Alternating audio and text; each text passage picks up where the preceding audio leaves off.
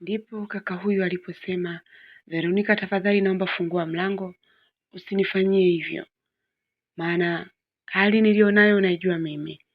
Huku ndugu yako naambiwa hali yake si nzuri, na wewe umeamua kujifungia ndani. Unategemea mimi nifanye nini? Nashindwa kuondoka kwenda kumwangalia huyu kwa sababu yako. Siwezi kukuacha wewe, wewe ni namba moja kwangu, halafu yeye anafuata. Kwa unakuomba, kama nanisikia, fungua mlango tuongee. Naomba fungua mlango tuongee. Ninaamini sijakukosea kwa leo. Mimi nimekuwa mkosaji sana kwako mara nyingi, lakini kwa leo ninaamini sijakosea. Kwa nakuomba usinifanyie hivyo. Ndipo Veronica anaposema, baada ya kusikia maneno haya nikajiuliza, kaka huyu anaongea haya maneno mama akiwa wapi? Maana walikuwa wote. Ina maana mama anasikia maneno haya, je, anaelewa kwamba maneno haya yanatoka kwa nani? Maana mama hajui chochote kwamba mimi na huyu mpangaji mpya tuna mahusiano. Haelewi chochote. Sasa kama anaongea maneno haya, mama atakuwa ameshahisi kitu. Ndipo niliponyanyuka nikaenda nikaufungua mlango. Na baada ya kufungua mlango, mtu wa kwanza kuingia alikuwa ni yeye kaka. Na aliingia huyu kaka bila hata kupiga hodi. Yaani aliingia ile moja kwa moja. Akaniambia uko sawa. Nikamwambia niko sawa. Kwa nini unatufanyia hivi? Kwa nini ufungui mlango? Unajua mama anajisikiaje? Unajua mimi najisikiaje? Mimi nikawa nimenyamaza kimya, nikamwambia nilikuwa nahitaji muda sana wa kupumzika pia na kufikiria. Akaniambia kwani nimefanya kosa baya sana? Nimekosea sana kuelekeza ukweli? Nikamwambia hapana. Akaniambia sasa kwa nini unanifanyia hivyo? Wewe ni faraja yangu iliyobakia hapa ndani, maana nilio nayo huko nje ananitosha mwenyewe. Sipo sawa, naomba usinifanyie hivyo. Nikamwambia sawa. Ndipo mama naye alipoingia, akaniambia kwa nini umeamua kufanya hivyo? Mbona unataka kunyanyasa watu? Yaani unaamua kutunyamazia kimya ndani ya masaa yasiyopungua 6. Umekaa ndani, unafikiri tulikuwa tunajua kama wewe ni mzima au la? Nikamwambia nisamee mama. Akaambia sijapenda kabisa tabia yako, naomba ujirekebisha. Sijapenda kabisa. Mama alitoka nje, akatuacha mimi na huyu kaka kule ndani. Kaka huyu alisema, unajua nilikuwa najisikiaje? Nikamwambia hapana. Akaambia nilikuwa nahisi kama mtu anakata kata moyo wangu. Yaani ninapigiwa simu kutoka kwa dada yako, lakini huwezi amini. Nikasema siwezi kutoka mpaka nikuone kwanza, kwa sababu huko nakoenda najua ningeenda kuharibu zaidi. Kwa hiyo kwa sababu nimekuona na uko sawa, ninaomba ujitunze kwa ajili yangu. Naomba niache, uniruhusu niende basi kwa huyo mtu, maana nimepigiwa simu kwamba kuna jambo limetokea. Sijajua amekunywa kweli sumu kama alivyotoka au la. Nikamwambia mimi naomba tuende wote. Akaniambia hapana. Tukienda wote tutaenda kuzua mambo mengine, sababu mimi najua shida yote ni wewe. Kwa hiyo kama tutaenda mimi na wewe, itaenda kwa mambo mengine. Naomba ukae hapa upumzike, uwe salama, mimi niende. Na kama nitampigia mama niambie tena kuna vitu vinaendelea huku, tafadhali usifanye hivyo. Kumbuke mimi bado ninaumwa. Sipo salama hivyo ninavyofikiri wewe. Nikamwambia sawa, mimi nitakuwa salama kwa ajili yako. Kaka huyu alitoka akaenda huko kwa mchumba wake alikoambiwa kwamba kuna shida imetokea. Mimi hapa nilibaki na nilikuwa natamani kumwambia mama, kwa sababu nilikuwa namuogopa mama kwa maneno aliyosikia. Nilijua lazima ataniuliza kwamba kuna nini kinaendelea kati ya mimi na huyo kaka. Kwa sababu kaka huyo aliongea maneno kwa hisia, na hisi labda hakujua kama mama yupo au alijisahau au ni vile situation ambayo alikuwa nayo ili vitu aongee kwa yale, lakini yale aliyoongea kwa mtu mzima naelewa kabisa kwamba hapa kuna kitu kinaendelea. Mimi nilala ndani na asubuhi ikafika. Asubuhi imefika, mlango wa huyu kaka nikaona kabisa unaonyesha kwamba huyu kaka jana hakurudi. Mimi nilienda shule. Nipo shule nilikuwa nafikiria sana ukaka. Nilikuwa natamani nijue nini kinaendelea, lakini bahati mbaya sikuwa hata na namba yake kichwani. Nilikuwa mama, simu ya mama ipo, lakini mimi sikuwa nayo. Nilikuwa natamani ningeomba, kuna rafiki zangu wana simu, ningeomba hata nimpigie nijue nini kinaendelea, lakini nilikuwa siwezi kwa sababu sikuwa na namba yake. Nilisoma jioni nilirudi, sikuwa nimemkuta huyo kaka. Na nimwambia mama, mpangaji wako vipi, mbona hayupo? Mama akaniambia mimi sijui. Sasa sema anaenda kwa mchumba wake au na tusumbua akili, atajua mwenyewe. Ni usiku tena ukaingia na asubuhi kakucha, bado huyu kaka sikuwa nimemuona mle ndani. Nikanapata wasiwasi, nikamwambia mama basi mpigie. Akaniambia ninakuona tu. Ninakuona sana, yani nimewaona sana hizi siku za karibuni. Umpigie nini? Kwani ni mtoto mdogo huyo? Nikamwambia hata mama hata kipindi kile alikuwa kimya hivi hivi, kumbe kapata shida. Akasema umepata shida, sipata shida, mimi nanihusu nini? Yaani mimi nigeuke mzazi wake kwake, sinisumbue bwana. Kama sasa hivi kana shida nyingine, ana demu wake atamhudumia. Mimi sinipelekeshe. Nikasijaelewa mama kwa nini amebadilika ghafla hivi. Nikasijaelewa mama kwa nini hataki kusikia tena stori za huyu kaka ghafla, wakati ni mtu ambaye anamheshimu sana, anampenda sana. Na tumehangaika naye kipindi cha ugonjwa wake wote mpaka amefika hapa. Lakini namshangaa mama hataki tena kusikia stori za huyu kaka. Lakini akili nyingine iliniambia kwamba huyu inawezekana yale maneno kaka aliyojiachia siku ile akiongea na mimi nifungue mlango, mama alielewa. Na ni kweli kaka alikuwa ameongea maneno sio kuficha. Kwa mtu mwenye akili alikuwa anaelewa tu moja kwa moja kwamba huyu kaka hapa kuna nini kinaendelea. Basi mimi niliona siku ya 3 ya 4 sijamuona mchumba wangu, ndipo nilipoamua kumvizia mama wakati ameenda kuoga. Nikaingia chumbani kwake, nikaiba simu na nikakopi namba ya yule kaka haraka sana. Nikawa nimeandika pembeni ya daftari na nikatoka na mama bila kujua. Kesho yake nienda shule, nikaomba simu kwa rafiki yangu, nikamwambia naomba nimpigie mtu. Nikapiga simu, hii simu ilipokelewa na mdada. Na huyu mdada alisema halo, nani mwenzangu? Mimi nikasema samahani, naweza nikaongea na mwenye simu, na nibadilisha sauti baada ya kusikia simu ya mdada, na ni namba akapokea mdada. Akasema mwenye simu ni mimi, nataka nijue anaongea na nani? Yaani mimi naongea na nani? Nikamwambia basi samahani, nafikiri nimekosea namba, nikakata. Huyo kaka dada alipiga tena. Naomba niambie, wewe ni nani? Nikamwambia dada, nimekosea namba, naomba unielewe. Nikakata simu. Lakini kumbe huyu dada alikuwa ameisave hii namba. Mimi baada ya kuachana nao, yule rafiki yangu aliendelea kumtafuta, na yule rafiki yangu alimwambia simu mimi ni mwazima mtu fulani anaitwa fulani fulani. Ndipo huyu dada alikuwa amejua kwamba ni mimi ndio nilikuwa namtafuta huyu mchumba. Dada huyu alikuja nyumbani. Baada ya kuja nyumbani alifoka sana na alimwambia mama kuwa aniangalie na chunguze mimi, maana sasa hivi si yule mtoto mtakatifu tena, nimeshajua mapenzi, mimi sio virgin tena, na nina mahusiano na mume wake, naomba nimwache mume wake. Hapo alipo anafanya juu chini, anamhamisha huyu mwanaume pale ndani, anaona kabisa mimi naenda kumbebea mume wake. Na mama alisema sawa, nimekuelewa, nitafanyia kazi. Alipoondoka akaniambia, niambie ndugu yangu kuna nini kinaendelea, maana sio kwa kupelekeshana huko. Siku ile huyu kaka aliongea maneno mimi alinifanya kabisa nijue moja kwa moja nyinyi kuna kitu kinaendelea. Na huyu mchumba wake kaja kuongea kwamba ana ujauzito, na ikumbukwe, umeelewa kwamba yeye amesema ana ujauzito. Ana ujauzito wa mume wake, anaomba usimharibie ndoa yake na utaishia kudangadanga na wanaume za watu hivyo hivyo mpaka unaingia kabrini. Nimwambia mama, mimi sijui hata niongee nini, lakini naomba tu nisamee kama nimekukwaza, lakini anachokiongea dada sio kweli. Lakini akaniambia sio kweli, na maana mimi kaka siku aliongea, kaka alishindwa kwenda, anapigiwa simu kwamba demu wake amekunywa sumu huko, alishindwa hata kuondoka, akasema hawezi kuondoka mpaka wewe uwe salama, ajue nini kinaendelea. Wewe unafikiri mimi ni mtoto mdogo? Nikamwambia sawa mama, naomba unisamee. Lakini huyu kaka iliendelea, hakuwa anapatikana, hata mwezi ulikata, hakuwa anapatikana. Na mimi ilifika kipindi nilikonda sana. Yaani nilikuwa nimeisha kabisa. Mamangu aliniambia nini shida? Nikamwambia mama kuna shida. Kwa sababu hapa ndani huyu kaka alikuja, yule dada alihamisha kila kitu pasipo huyu kaka kumuona. Alichukua vitu vya mume wake vyote, na sikuwa tena na uwezo kusema nitamuona. Na hii simu ilikuwa haipatikani tena. Yaani mwanzoni alikuwa anapokea dada, lakini baadaye ikawa haipatikani tena. Kwa hiyo nikasielewi ni nini kinaendelea. Nilikaa kama miezi 4 bila kumuona huyo kaka. Nikaa nimedhoofu sana. Siku moja niliamua mimi mwenyewe kwenda mpaka kule kwa yule dada, kwenye nyumba anayokaa huyu dada, lakini huyu dada pia tuliambiwa alikuwa amehama. Hakuwa tena yuko pale. Kwa hiyo mimi nilishindwa kabisa namna ya kumpata huyu kaka, na nikaendelea tu kuishi nikiwa nimedhoofu sana. Tukaa miezi 8 sikuwahi kumuona tena huyu kaka, na mimi nikaanza kuzoea kwamba pengine kweli hakuwa mtu sahihi, kwa sababu hata yeye mwenyewe alikuwa haelewekagi. Ni mtu ambaye kidogo alikuwa anakurupuka, yaani anaweza kaongea kitu hiki sasa hivi, kesho anaongea kitu kingine. Lakini kaka kabla hajaondoka aliniambiaga maneno mazuri sana. Aliniambia kama kuna mtu atampeleka kwa mama yake na baba yake, basi ilikuwa ni mimi.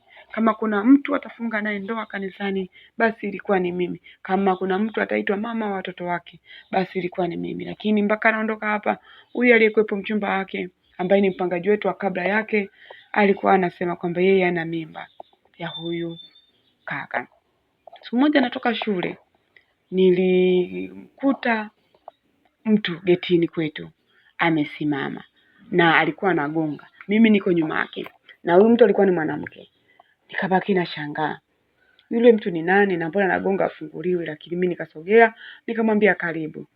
Alivyogeuka kunitizama baada ya kusema karibu, alikuwa ni huyu dada. Yaani hapo inaenda mwaka, alikuwa ni huyu dada. Ni mtu ambaye amepungua sana, yaani amepungua mno, na anaonekana ni kama maisha fulani kayumba. Sababu dada ambaye alikuwa anajitambua yuko very smart, yaani muda wote ukimkuta yuko official, lakini sasa hivi namuona kama mama sijui poje, yuko tu ovyo ovyo, kichwani yuko lafri sana, kavaa lafri vile vile. Nikamwambia karibu dada. Anita alikuwa anaitwa. Akaniambia karibu. Mimi sina haja kuingia humo ndani, naomba njoo tuongee. Nilienda naye pembeni nikamwambia kuna nini? Akaniambia wewe umeharibu sana maisha yangu. Nikamuuliza kwa nini dada unasema hivyo? Akasema nilikuja ili nikushike, nikufinye nikuumize, lakini naona kama haina haja kwa sababu wewe ni mtoto. Kwa hiyo kuna uwezekano wewe huwezi kumbaka mume wangu. Nikamwambia sijakuelewa naongea nini. Akaniambia wewe umechukua upendo wangu kidogo uliokuwepo kwa mume wangu. Nimekuwa nikiishi na yule mwanaume, lakini uweza amini, ninajua asilimia zote wewe ndio upo moyoni mwake. Mwanaume wangu amebadilika sana, hanipendi mimi hata kidogo, wala hampendi mtoto wake hata kidogo. Ndio ninapojua kwamba huyu dada kumbe alijifungua gari mimba, alimbana huyu mwanaume akajifungua mimba, ndio maana mwanaume hajakurudi tena huku. Akanambia pamoja nina mtoto na huyo kaka na nampenda sana mtoto wake. Yaani mimi sila yangu ni yule mtoto. Natamani kuona baba yuko karibu na mtoto. Hicho ni kweli nakiona, lakini hajaikuwa karibu na mimi. Hajai kunipenda mimi. Ni kwa sababu yako. Najua mwanamke aliyejaa kwenye moyo wa mwanaume yule ni wewe. Kwa hiyo ninakuomba sana, sana. Kama kuna uwezekano, mume wangu utakapokuja kukutana naye, akikwambia anahitaji kuwa na wewe, naomba usije ukakubali. Nampenda sana yule mwanaume. Naona kabisa hawezi kuishi miaka mingi bila kuja kutafuta wewe. Kundapo najua ameweza kujitahidi mwaka kamaliza na hajai kufika kwako, na hilo nalijua, na wala hajui uko wapi, lakini mimi ninajua kabisa kwamba kuna siku atakuja kutafuta. Nimekuja kukupa kama warning au onyo kwako kwamba naomba usinifanyie hivyo. Nampenda sana mume wangu. Ninaamini kuna siku atakuja kubadilika. Na mimi nilimwambia sawa, mimi nimekuelewa. Hata hivyo mimi sasa hivi mume wako simkumbuki tena. Nilimwambia hivyo. Lakini ukweli kwamba baada ya huyu kaka dada kuja kuongea na mimi hapa, alinifanya nimkumbuke sana huyu mwanaume. Huyu mwanaume mimi ni mwanaume wangu wa kwanza. Ni mwanaume ambao mimi amenifunza kupenda. Sikuwahi kumpenda mtu yote wala kuingia kwenye mahusiano na mtu yote yule. Mwanaume huyu mimi ndo alinifanya nijifikiri kwamba mimi ni mtu fulani kwa ajili yake. Lakini ndio nimekuja kuambiwa haya maneno. Na huyu dada anasema yeye ana mtoto na huyu mwanaume. Tuliendelea na sikumwambia mama kama nikutana na mpangaji wake wa mwanzo hapo. Ninyamaza kimya, niliingia ndani nililia, afu baadaye akapita, nikaendelea na maisha. Siku moja tuko kidato cha 4 mwishoni kabisa, yani ndo tunamaliza, unajua tunamaliza dakika za mwisho. Nilitoka nje nikaja kuambiwa kwa ulikuwa unasubiriwa utoke darasani njoo ofisini. Nilienda ofisini nikakutana na mwanaume. Huyu mwanaume alikuwa amegeukia upande wa pili na alikuwa amependeza sana. Ni alivyogeuza kiti baada ya kuambiwa huyu hapo, alikuwa ni huyu kaka. Alitoka alinikumbatia mbele ya walimu, kwa sababu tuko kwenye ofisi ya walimu. Najua lile. Tuko kwenye ofisi ya walimu, alinikumbatia na alinibusu takatifu mbele ya walimu wote. Hata walimu walibaki wanashangaa kwa sababu alichokionyesha alikuwa ni nje ya nidhamu ya shule. Akasema mama uko salama. Nikamwambia mimi niko sawa, nikabaki nimeganda tu. Nikamuuliza ulikuwa wapi? Akasema mimi nilikuwepo. Lakini ni story ndefu sana. Siwezi kuongea hapa. Nimekuja kukuona, ninakusubiri utoke darasani umalize masomo yako, nitakuwa hapo nje na kusubiri utoke tuondoke. Ukitoka nje utaona gari limeandikwa hivi na hivi na hivi. Njoo. Na kweli niliandika zile plate number kwenye daftari. Akaniambia njoo. Utalikuta limepaki hapo pembeni ya nyumba ya shule, kutoka tu nje ya shule ni kwenu. Nikaambia sawa. Kwa hiyo mimi nilisoma, nilipotoka hapo kweli nimkuta yule kaka na alikuwa yuko kwenye gari kali vibaya mno. Nikamwambia iweje wewe una gari nzuri kama hili, na iweje wewe umependeza kiasi hiki, na iweje wewe uko na happy kiasi hiki, na uliondoka katika mazingira yale na ukuwahi kurudi tena nyumbani. Ndipo huyu kaka aliponiambia kuwa baada ya kutoka pale alienda kumkuta mchumba wangu. Kweli alikuwa mchumba wake yeye alikuwa amekunywa sumu, ambayo ni yule Danita, alikuwa amekunywa sumu. Na baada ya pale mwanamke aliendelea na visa, na mimi kwa sababu niliona sina uwezo wa kuishi na huyu mwanamke, niliamua kumwambia atoe ile mimba kilazima. Nilimwambia atoe ile mimba kilazima, na mimi ndo nilihakikisha nimempeleka kwa daktari, na daktari alimfanyia utoaji wa hiyo mimba, ni abortion. Na mimi baada ya kukaa kama mwezi mmoja akawa yeye yuko salama, mimi niliona bora nimwambie bosi wangu hadi nilikuwa napitia, kwa sababu nilikuwa niko kwenye hali mbaya, nilikuwa napata shida sana kukaa mbali na wewe. Alininyang'anya simu huyu dada, nikaa sina simu, alinibadilishia line. Simu nilikuwa nayo lakini nilibadilishia line, na alihakikisha namba zote nimefuta, na alinitakia nilikuwa sina hata uwezo kurudi pale nyumbani. Nilikuwa nikitoka ofisini namkuta yuko nje, tunaondoka wote nyumbani.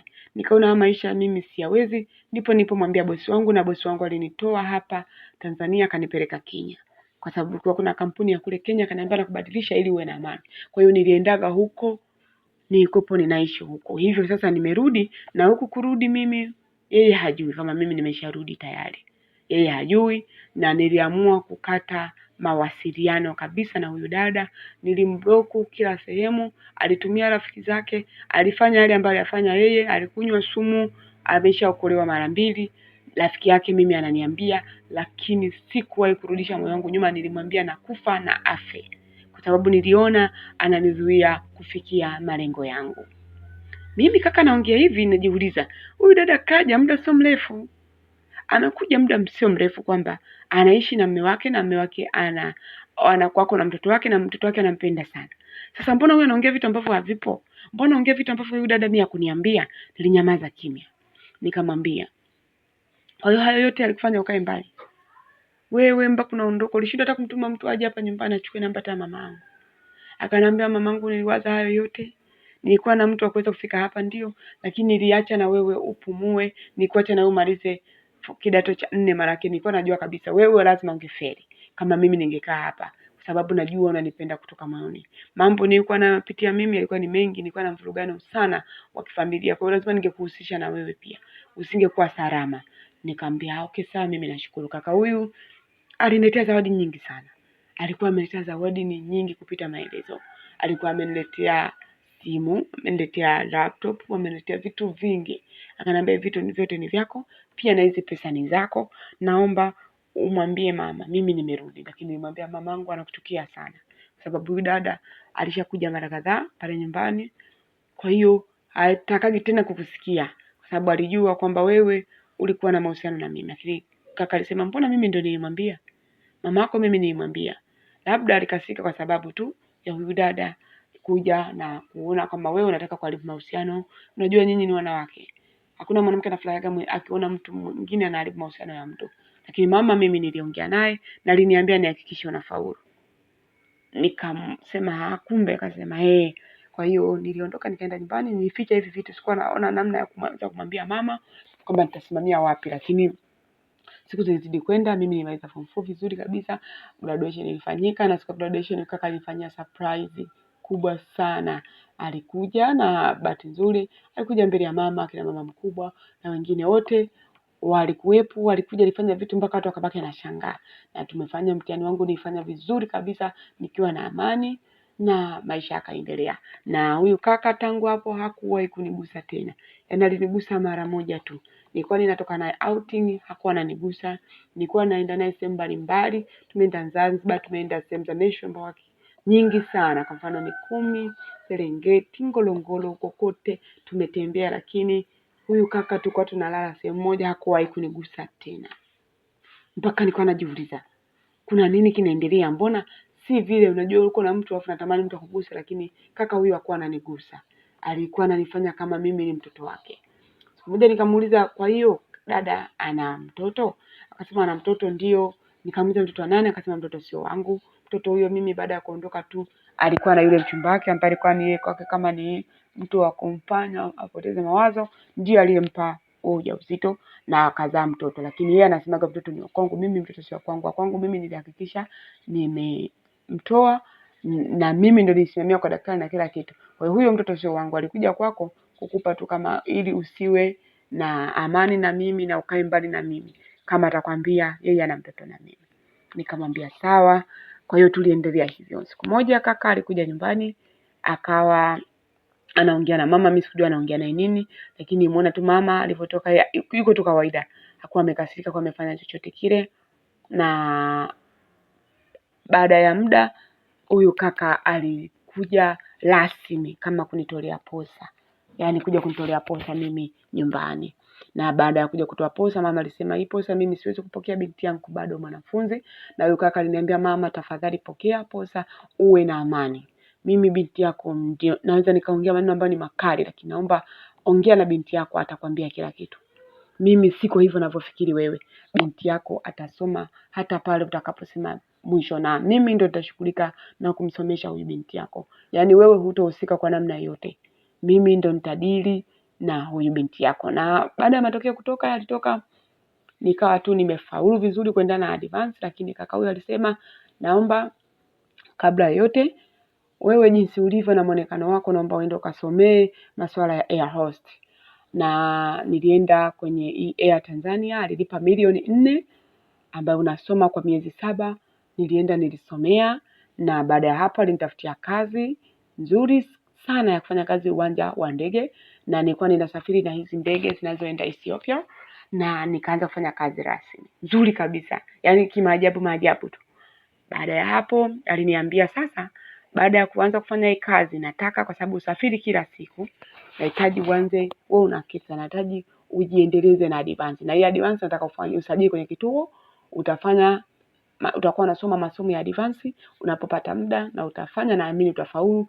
Nahitaji ufike chuo kikuu ili ujue unasomea nini. Na ni kweli nilianza nisajili kituo kimoja hapa kubwa sana hapa Tanzania, kinajulikana sana. Hata kwenye magari ukiingia tu utaona kimebandikwa. Yaani huwezi ukapita daladala 10 kama kile kituo hujaona kimebandikwa. Yaani kile kituo cha kusajili mitihani. Nikasajili pale, nikawa ninasoma kweli, najisomea mwenyewe. Muda mwingine naenda pale kituoni na nilisajili kwa ajili ya mtu anayefanya mtihani wa form 5 na 6, na nilifanya kwa mwaka mmoja. Sikusoma tena miaka miwili kama kawaida. Nilisoma mwaka mmoja nikafanya nikapita. Nilikuwa najisomea mwenyewe mara nyingi, muda mwingine naenda nachukua notes, nanunua notes, nafanya vitu hivyo. Naomba walimu wanielekeze. Sana ninapopata ule muda hasa usiku ndio ilikuwa iko hivyo, lakini nilifanya vizuri nikaenda chuo kikuu. Mamangu akiwa ananiangalia, kaka huyu siku zote hizo hajawahi kunigusa. Yaani hajawahi kunigusa. Nikasema, kwa nini huyu kaka ni hivi? Siku moja niliamua kwenda kwake. Kaka huyu amejijenga sana kwa sasa. Ana magari, ana ghorofa, na anasema nasubiri mimi nimalize chuo kikuu. Na mshahara wangu bado unaingia, na mamangu anamtunza, maisha yake yamechange. Anasubiri nifike chuo kikuu tufunge ndoa. Ndipo siku moja nilipokuwa ninatoka kazini, na sehemu hii nafanya kazi, hata yule dada ambaye alikuwa ana mahusiano na huyu mchumba wangu mwanzoni anaitwa Anita, alikuwa anafanya kazi uwanja wa ndege, lakini tumetofautiana. Kuna terminal 1, terminal 2, terminal 3, terminal 4, hivyo mpaka terminal 5. Kwa hiyo mimi nilikuwa niko na safari na ndege, yeye alikuwa yuko kwenye masuala ya kupokea mizigo. Sio kwenye masuala ya ndani ya ndege. Alikuwa anapokea mizigo ya watu, kupitisha mizigo niseme. Siku moja nilikutana naye. Nimekaa naye muda mrefu sana hapa, mimi nilikuwa sijui. Sababu nimesoma hiyo air host nimesoma hapa, sikuwahi kukutana naye hata siku moja, lakini siku moja nikakutana naye huyu dada, na alinishangaa sana kuniona kwa sababu nilikuwa niko na sare za kwenye ndege. Akabaki ananishangaa, akaniambia wewe nakufahamu? Nikamwambia ya, unanifahamu? Akaniambia ni nani? Nikamwambia naitwa Veronica. Akaniambia ni wewe unafanya kazi huko? Akaniambia niuliza unasoma hapa? Nikamwambia hapana, mimi nafanya kazi kabisa kwenye shirika. Nikasema Air Tanzania. Akasema haya sawa, namba yako ya simu. Kwa hiyo mimi sikutaka kujali sana, nimpa namba mawasiliano nikaondoka. Lakini baada ya kumpa mawasiliano nikaa kama wiki moja, ndipo usiku nilipogongewa mlango kwenye nyumba hiyo nilikuwa nikiishi, na nilikuwa naishi na mama yangu, kwa sababu mimi siwezi kukaa mbali na mama. Niligongewa na watu nilivyotoka nje, kwa sababu mama alitaka kutoka, nikamwambia hapana, naomba nitoke mimi. Nilivyotoka mimi nilikutana na wakaka wawili wamevalia nguo nyeusi zote pamoja na yale makofia kuziba uso, na walinipiga na kitu kizito kichwani. Baada ya hapo sikukumbuka chochote. Nilikuja kuzinduka nipo hospitali siku ya 7. Naomba tuishie hapa kwa leo, tutaendelea na stori yetu nzuri ya mpangaji mpya.